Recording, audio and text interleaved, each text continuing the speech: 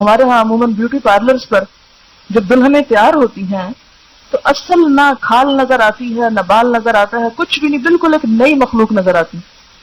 اور جب شوہر ان کو اس روپ میں دیکھتا ہے تو ایکسپیکٹ کرتا ہے کہ بیوی ایسی ہو. تو اس لیے دلہنوں کو بھی ایسا سنگھار کرنے سے روکا گیا ہے کہ جو بالکل آرٹیفیشل قسم کا ہے. کوئی بھی پرماننٹ نقش و نگار جیسے وہ گودنا اور گدوانا جس کو کہتے ہیں، یا آرٹیفیشل اتنی کلر کوٹنگ کہ اصل اسکن کا پتہ ہی نہ چلے، یا اسی طرح بھووں کی اصل شیپ کو بدل کر کچھ سے کچھ یا ساری اتار کے تو اپنی مرضی سے پینسل لگا کے ایک نئی شیپ دینا، یہ سب اس میں آ جاتا ہے. ہاں بھویں مثلاً یہاں سے دو جڑی ہوئی ہیں تو اب یہ کیا ہے کہ یہ ایک اوریجنل عورت کی شکل نہیں ہوتی، ایک بیماری آپ کہہ سکتے ہیں.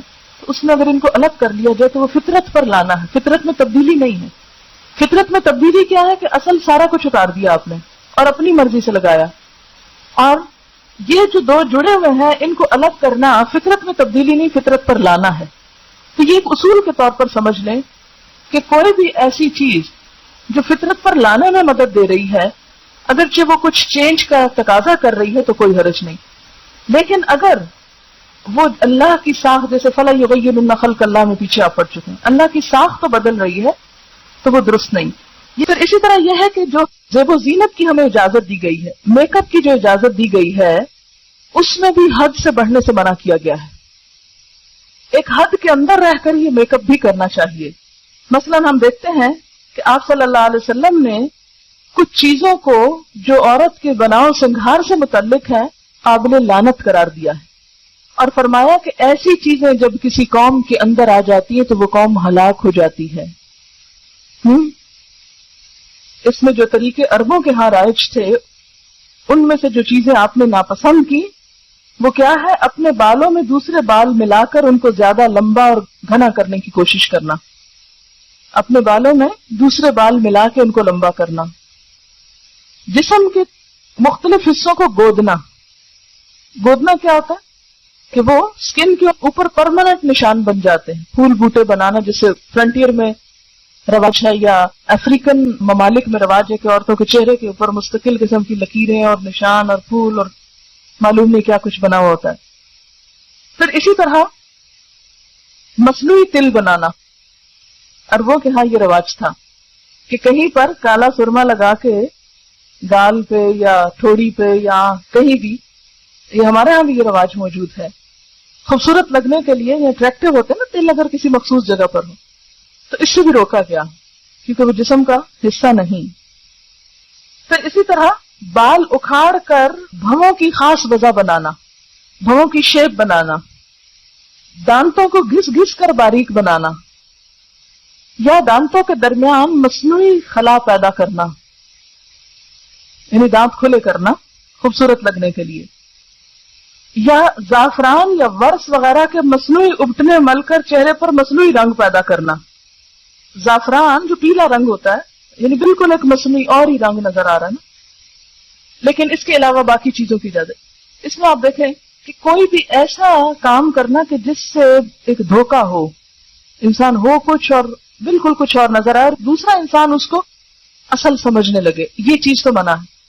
لیکن کچھ چیزیں ایسی ہیں جیسے سرما لگا رہے ہیں آپ تو سب کو پتا یہ سرما ہے اور آنکھ کے اندر جو کچھ وہ نظر آ رہا ہے نا کالا کالا، اور اگر تھوڑا باہر بھی نکال لیے تو کوئی حرج نہیں، تو وہ سرما ہی ہے. اسی طرح اگر آپ لپسٹک لگا رہے ہیں تو سب کو پتا کہ یہ ہونٹ کا رنگ نہیں ہے، یہ اوپر لال رنگ لگا ہوا ہے. تو اس میں جو بھی دیکھ رہا ہے وہ خوبصورت تو لگ رہا ہے انسان، لیکن دھوکے کا اندیشہ نہیں ہے اس میں. وہ جو اپٹن مل کے رنگ پیلا کر لینا یا سکن کا کلر بدل دینا جو ہے وہ دھوکے کی کیفیت ہے، کیونکہ اصل چیز بالکل ہی نیچے سے چھپ گئی ہے. ہمارے لباس اور ہماری شادیاں اور ہمارے فنکشنز اور ہمارے پارٹیز شاید ہی دنیا میں کہیں ایسے ہوتی. ایون ہمارے نیبرنگ کنٹریز جو ہیں وہاں پر بھی اتنی سادگی ہے لباس میں اور باقی چیزیں. ٹھیک ہے وہ ٹی وی پہ جو فلمیں وغیرہ نظر آتی ہیں وہ ایک مخصوص طبقہ ہے جو اس طرح پورٹریٹ کر رہا ہے، لیکن پریکٹیکل لائف میں ایسا نہیں ہے. تو ہم سب کے لیے ایک لمحہ فکریہ ہے، تو صرف اپنے آپ کو میسج دینے کی بات ہے اور سوچ بدلنے کی بات ہے نا کہ ہم نے کس طرح کرنا ہے. جیسے صحیح بخاری میں نے حضرت عائشہ کی شادی کا پڑھا، حالانکہ وہ اتنی آپ کی پیاری بیوی تھی اور آپ کو ریشم میں تو وہ دکھائی گئی تھی خواب میں اور 3 دفعہ دکھائی گئی تھی، لیکن جب یعنی وہ ڈریم ورلڈ تھی نا، لیکن جب ریالٹی میں ان کی شادی ہوئی تو انہوں نے دھلا ہوا قمیص پہنا تھا. اور پھر مدینہ میں جس کسی کی شادی ہوتی تو وہ کرتا لے جاتے اور اس دلہن کو پہنا دیتے تھے. تو ان کا سارا مال، ان کا سارا سرمایہ، ایسا نہیں کہ ان کے پاس پیسے نہیں تھے، لیکن وہ جو تھا بھی وہ کہاں جا رہا تھا، کس کاز کے لیے لگ رہا تھا، ان کی پرائرٹیز کیا تھی، ان کی زندگی کے مقاصد کیا تھے.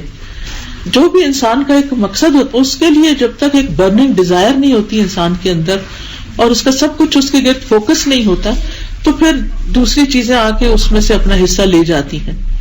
ٹھیک ہے، اگر میں نہیں کہتی کہ دھلا ہوا قمیص ہی پہنے، جو اللہ تعالیٰ دے اس میں سے، لیکن جس طریقے سے ہم لباس کے اوپر اسراف کر رہے ہیں میں سمجھتی ہوں شاید دنیا کے کسی اور حصے میں اس طرح نہ ہو رہا ہو. یعنی جتنے بھی ترقی یافتہ قومیں ہیں اگر آپ ان کے لباس دیکھیں، بڑے سے بڑے لوگوں کا لباس بالکل سمپل، پتہ ہی نہیں چلتا کسی کے لباس سے کہ کوئی کہاں ہے. پچھلے دنوں میں کچھ عرصہ پہلے چائنا گئی تھی تو میرے ساتھ چائنیز لڑکی تھی، وہ جیسے ٹرینز پر اکثر ہم نے سفر کیا ہے تو لوگوں کی ایک بھیڑ ہوتی تھی، ایسا لگتا ہے جیسے ہمارے ملک میں جلوس نکلتا نا، تو چائنیز اس طرح مختلف جگہوں پر نظر آتے ہیں، سڑکوں پر اور اسٹیشن وغیرہ پر. تو مجھے وہ اکثر کہتی تھی کہ اس میں سے مجھے پہچان کے دو، کوئی بلینئر تمہیں نظر آ رہا ہو، کوئی ملینئر نظر آ رہا ہو. تو میں ایسے غور کرتی کہ کوئی ہے فرق؟ تو میں کہتی نہیں، کچھ مجھے تو سمجھ نہیں آ رہی.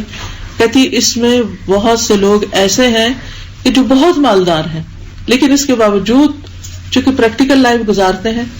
ہمارے صرف 10% گھروں میں شاید استری ہو، وہ بھی نہیں.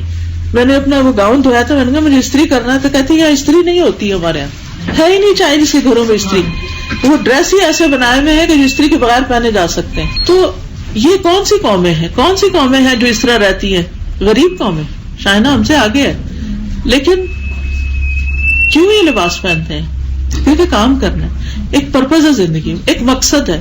ان کے نزدیک مجھے محسوس ہوا وہ یہ تھا کہ سب سے بڑا مقصد ان کا ہے کہ چائنیز قوم کو دنیا میں نمبر 1 بنانا ہے ہم نے، اور اس کے لیے محنت کرنی ہے.